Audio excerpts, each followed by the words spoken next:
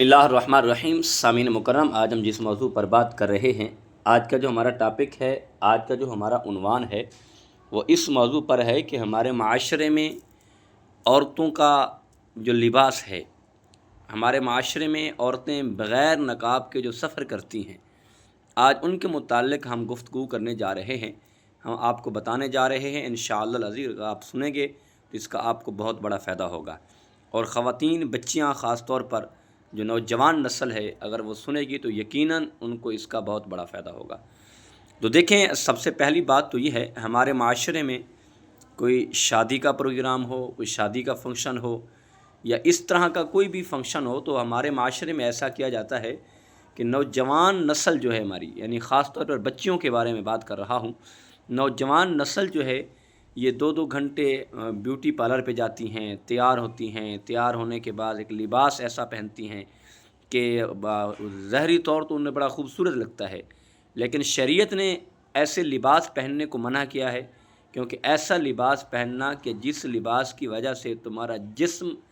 کا حصہ جو ہے، جسم نظر آئے، تو یقیناً یہ سراسر گناہ ہے،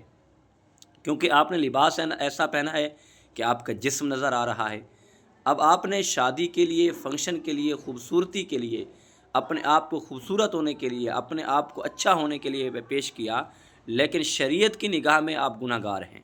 شریعت کی نگاہ میں آپ کا لباس ایسا ہونا چاہیے کہ آپ کا، حتیٰ کہ روایت میں آتا ہے کہ آپ کے ہاتھ بھی نظر نہیں آنے چاہیے، آپ کے سر کے بال بھی نظر نہیں آنے چاہیے۔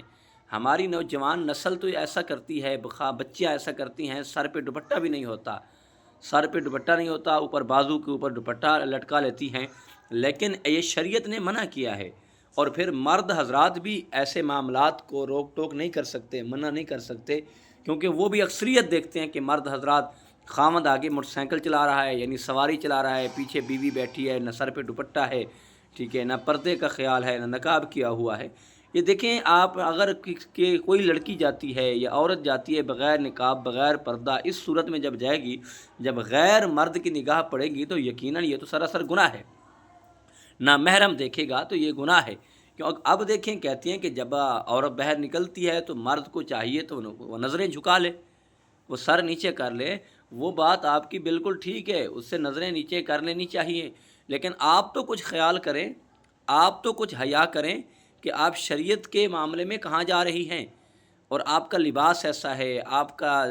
چہرہ ایسا بنا ہوا ہے، آپ نے بیوٹی پارلر پہ جا کر اتنا خرچ کر دیا، یعنی کہ اپنے آپ کو خوبصورت پیش کرنے کے لیے، لیکن آپ خوبصورت بن سکتی ہیں، خوبصورت بن کر رہیں تو اپنے خاوند کو دکھائیں، اپنے خاوند کے سامنے خوبصورت بنے گی تو یقیناً آپ کی زندگی جو ہے وہ خوبصورت بن جائے گی۔ آپ اپنے گھر میں خاوند کے لیے اچھا لباس پہننا گوارا نہیں کرتی، آپ کو لباس اچھا پہننے کا ٹائم نہیں ملتا، لیکن باہر جب بازاروں میں جانا ہوتا ہے، گلوں میں جانا ہوتا ہے، تو آپ کا لباس ایسا ہوتا ہے، آپ خوبصورت لباس پہن کر اور میک اپ وغیرہ کر کے جب آپ جاتی ہیں، تو یقیناً اس بات کو شریعت نے منع کیا ہوا ہے، آپ اس بات کا خیال رکھیں۔ والدین کو چاہیے کہ وہ اپنی اولاد، اپنی بچیوں کو یہ تربیت دیں، اپنی بچیوں کو سیرت فاطمہ الزہرا پڑھ کے سنیں، سیرت فاطمہ کا مطالعہ کریں، سیرت خدیجۃ الکبریٰ کا مطالعہ کریں، سیرت عائشہ صدیقہ رضی اللہ تعالی عنہا کا مطالعہ کریں۔ یارو، شریعت نے ہمیں کتنا بہت درس دیا ہے، کتنا سبق دیا ہے، کیونکہ حدیث پاک میں آتا ہے کہ ایک عورت جو ہے وہ 4 آدمیوں کو دوزخ میں لے کر جائے گی، وہ والد کو بھی لے کے جائے گی، بھائی کو بھی لے کر جائے گی، شوہر کو بھی لے کر جائے گی، اور اپنے بیٹے کو بھی لے کر جائے گی، کیونکہ وہ کہے گی کہ مولا، ان کے پاس اختیار تھا، یہ مجھے